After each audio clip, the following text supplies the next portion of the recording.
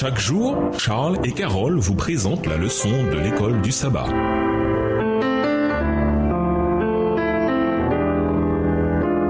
Bienvenue dans votre émission Dieu nous parle.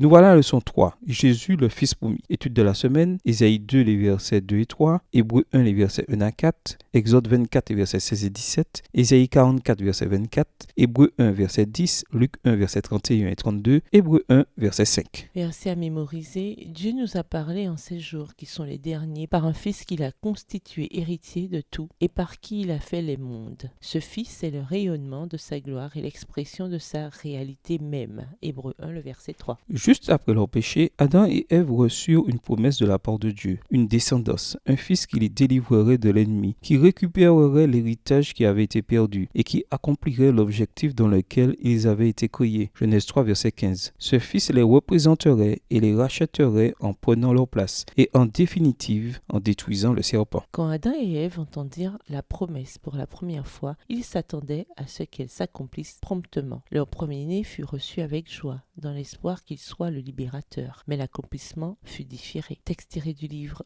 Jésus-Christ, au chapitre 3, à la page 23, livre écrit par Ellen G. White. La promesse fut plus tard confirmée à Abraham. Dieu lui fit le serment qu'il aurait une descendance, un fils à travers lequel toutes les nations de la terre seraient bénies. Genèse 22, les versets 16 à 18. Galates 3, verset 16. Et Dieu fit de même avec David. Il promit à David que son fils serait adopté par Dieu comme son propre fils et qu'il serait établi comme roi juste sur tous les rois de la terre. 2 Samuel 7, verset 12 à 14, Somme 89 et versets 27 à 29. Mais ce que ni Adam et Ève, ni Abraham, ni David imaginaient, c'est que le Rédempteur serait Dieu lui-même. Au revoir. Et à demain si Dieu veut.